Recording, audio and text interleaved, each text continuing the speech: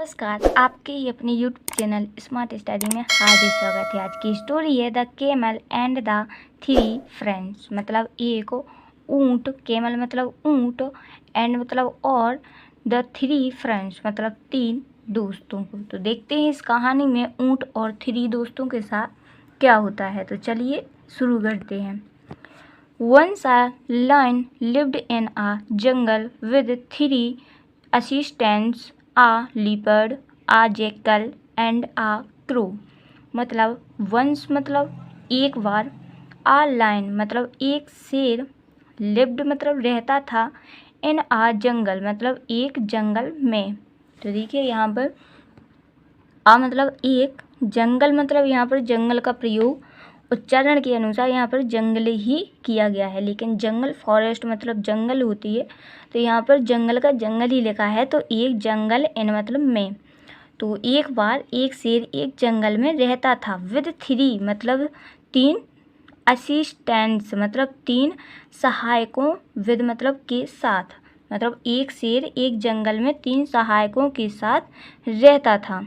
उनके नाम कौन कौन रहता था? आ leopard, uh jackal and uh crow. मतलब लीपर्ड मतलब एक तेंदुआ, और एक जैकल मतलब सियार, एंड मतलब और एक कौवा। तो देखते हैं इस कहानी में एक शेर अपने तीन सहायकों के साथ क्या रहकर, मतलब उस कहानी में क्या करता है रहकर, क्या उसकी चतुराई चलती है, इसमें क्या योजना बनती है। तो देखते हैं, आगे पढ़कर पता चलेगा। वन डे मतलब एक दिन, वन डे मतलब एक दिन, they saw a camel who had lost his way. एक दिन, दे सॉ मतलब उन्होंने, दे मतलब उन्होंने, सॉ मीन्स देखा, आ केमल मतलब एक ऊँट को, हु मतलब जो, हैड लॉस्ट हिज वे मतलब जो भटक रहा था, लॉस्ट मतलब भटक गया था, हिज मतलब अपने, वे मतलब रास्ते से। मतलब एक दिन उन्होंने देखा एक ऊँट को जो अपने रास्ते से भटक गया था, लॉस्ट मतलब भटक गया था। फिर देखते हैं, the lion invited the camel to stay in his kingdom as a guest. मतलब उस शेर ने, द लाइन मतलब शेर ने, इनवाइटेड मतलब आमंत्रित किया या फिर बुलावा दिया, द केमल मतलब उस ऊँट को, टू स्टे मतलब रुकने के लिए। यहाँ पर देखिए स्टे मतलब रुकना, टू मतलब के लिए, तो रुकने के लिए उसने उस ऊँट को आमंत्रित किया। इन हिज किंगडम मतलब इन हिज किंगडम मतलब किंगडम मतलब राज्य में, इन मतलब में, हिज मतलब अपने, तो अपने राज्य में, एज अ गेस्ट मतलब एक अतिथि के रूप में। गेस्ट मतलब यहाँ पर मेहमान होता है या अतिथि होता है, तो एक अतिथि के रूप में। तो एक दिन तो उस शेर ने आमंत्रित किया उस ऊँट को अपने राज्य में रुकने के लिए, एक अतिथि के रूप में। तो चलिए देखते हैं आगे क्या होता है उस ऊँट के साथ। Once the lion was injured and was unable to hunt।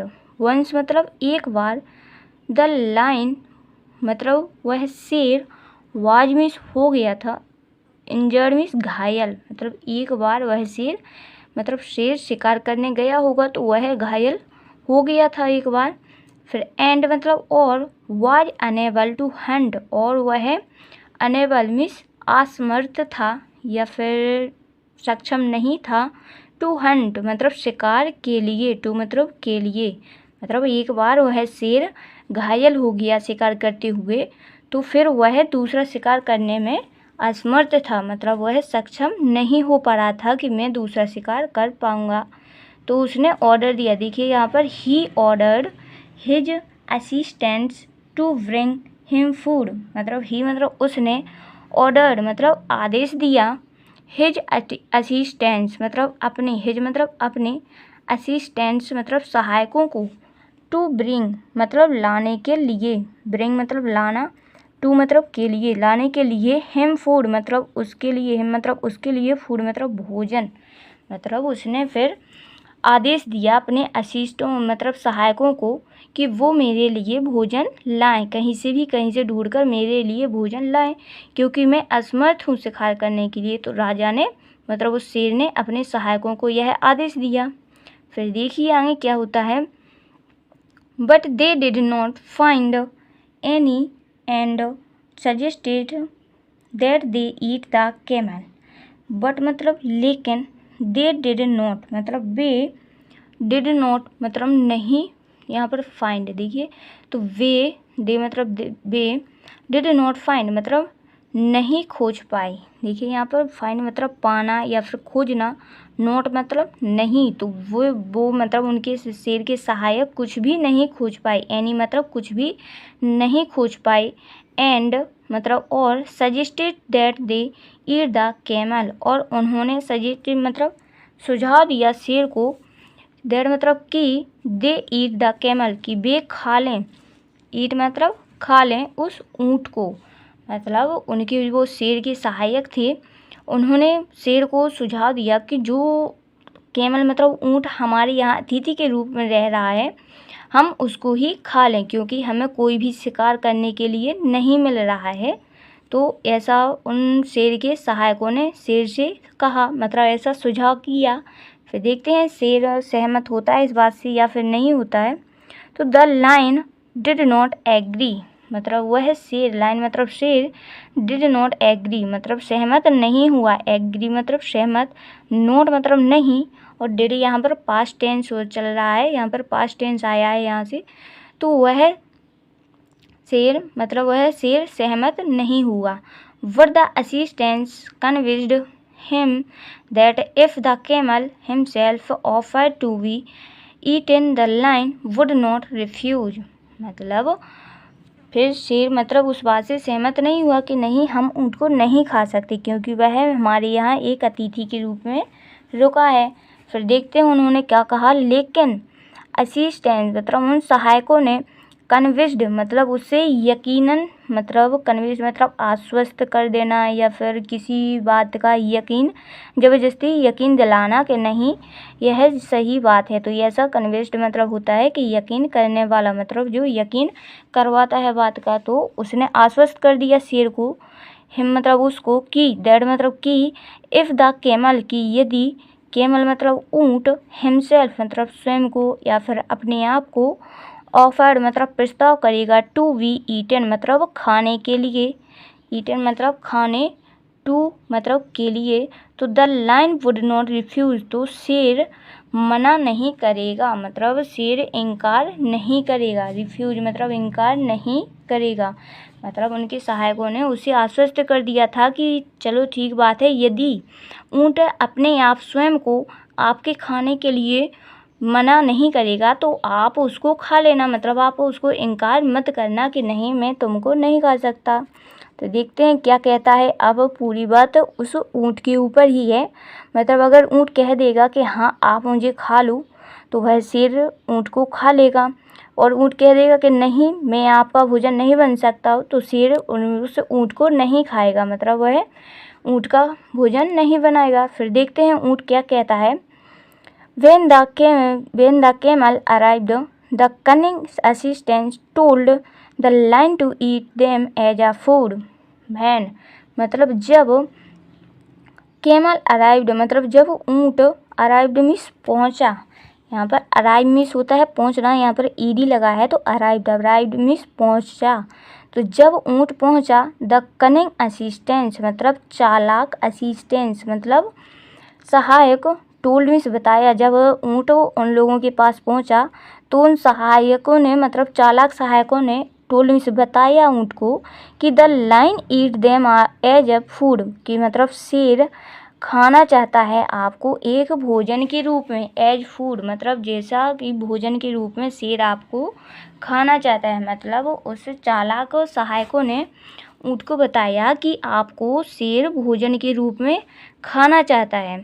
तो सीइंग दिस यह देखकर, सीइंग दिस मतलब यह देखकर, the camel too offered himself मतलब ऊँट ने, कैमल मतलब ऊँट ने, ऑफर्ड मीन्स प्रस्तुत कर दिया, हिमसेल्फ मतलब स्वयं को। मतलब ऐसा जैसे ही उन चालाक सहायकों ने यह बात ऊँट से कही कि शेर को मतलब शेर शिकार करने के लिए असमर्थ है और उसे भोजन चाहिए, तो आप मतलब शेर की इच्छा है कि आपको वह खाएगा। तो उस ऊँट ने तुरंत ही यह देखकर तुरंत ही अपने आप को उस शेर के हवाले प्रस्तुत कर दिया कि आप मुझे खा सकते हो। तो उसने यहाँ पर देखिए ऑफर्ड मीन्स प्रस्तुत कर दिया, हिमसेल्फ मीन्स अपने आप को, स्वयं को शेर के आगे प्रस्तुत कर दिया कि हाँ आप मुझे खा सकते हो। As soon as they heard this they pounced on him. As soon as मतलब जैसे ही, एज सुन एज यहाँ से एज सुन एज मतलब जैसे ही, दे हियर्ड दिस मतलब जैसे ही, दे मतलब उन्होंने, हियर में सुना, दिस मतलब यह, जैसे ही उन्होंने यह बात सुनी कि ऊँट ने अपने आप को शेर के आगे प्रस्तुत कर दिया है एक भोजन के रूप में, तो दे पाउंस्ड ऑन हिम, तो दे मतलब बे, पाउंस्ड मीन्स झपट्टा मारा उन्होंने, ऑन हिम मतलब उसके, हिम मतलब उसके, ऑन मीन्स ऊपर। मतलब उन चालाक सहायकों ने जैसे ही यह बात सुनी कि ऊँट ने अपने आप को एक शेर के आगे प्रस्तुत कर दिया है कि हाँ मुझे आप खा सकते हो, तो तुरंत ही उन चालाक मतलब शेर के जो चालाक सहायक थे, तुरंत ही उन्होंने उस ऊँट के ऊपर झपट्टा मार लिया। फिर देखते हैं इस कहानी का मोरल क्या निकलता है, इस कहानी से हमें शिक्षा क्या प्राप्त होती है। हमेशा एक कहानी के नीचे एक मोरल रहता है जिसका, उस कहानी का पूरा सार उस मोरल से ही प्राप्त होता है। तो देखते हैं इस कहानी में ऐसा क्या मोरल है जो हमें इससे कुछ ना कुछ सीखने को अवश्य मिलता है। तो देखते हैं इससे क्या सीखते हैं इस मोरल से।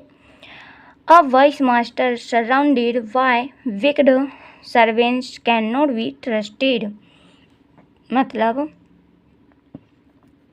a wise master मतलब एक बुद्धिमान मालिक, सराउंडेड मतलब घिरा होता है, बाय विक्ड मतलब दुष्टों के द्वारा। यहाँ पर देखिए विक्ड मतलब होता है दुष्टों के द्वारा, दुष्ट नौकरों के द्वारा। तो कैन नॉट बी ट्रस्टेड तो उस पर भरोसा नहीं किया जा सकता। देखिए यहाँ पर ये लाइन सीधी सीधी यहाँ से बनेगी यह लाइन। देखिए विक्ड मतलब दुष्टों के द्वारा, सराउंडेड मतलब घिरे हुए, मतलब यहाँ पर देखिए दुष्ट नौकरों के द्वारा, सर्वेंट्स भी नौकरों के, बाय मीन्स द्वारा, सराउंड मीन्स घिरे हुए एक बुद्धिमान मालिक पर या फिर एक बुद्धिमान साहिब पर, कैन नॉट बी ट्रस्टेड मतलब विश्वास नहीं किया जा सकता। मतलब इस कहानी से यह शिक्षा प्राप्त होती है कि दुष्ट नौकरों के द्वारा जो एक बुद्धिमान मास्टर घिरा होता है, मतलब जो दुष्ट नहीं होता है, तो उस बुद्धिमान मास्टर पर भी हम विश्वास नहीं कर सकते। देखिए यहाँ पर यह शेर मतलब दूर से देख रहा है कि यह गलत हुआ, मतलब मेरे सहायकों ने चालाकी चली और इस ऊँट को खा लिया। यहाँ पर देखिए ऊँट का शिकार कर लिया गया। फिर यह शेर यहाँ पर उदास मन करके देख रहा है कि नहीं, ऐसा नहीं होना चाहता था, लेकिन वह शेर भी क्या करता, क्योंकि वह शिकार करने में असमर्थ था, इसलिए उसको यह करना पड़ा और अपने सहायकों के द्वारा उसने यह काम करवा लिया। मतलब उन सहायकों का ही पूरा काम यह था कि वह इस ऊँट को ही खाए। इससे मतलब इस कहानी से यही शिक्षा प्राप्त होती है कि जो एक बुद्धिमान मालिक होता है, अगर वह एक बुद्धिमान मालिक 10 दुष्ट नौकरों मतलब बेईमान नौकरों के बीच होता है, तो वह बुद्धिमान मालिक की कोई भी नहीं चलती। मतलब वह बुद्धिमान मालिक भी उन बेईमान नौकरों के बीच फंस जाता है और वह भी एक बेईमान ही कहलाता है। Thank you so much for watching.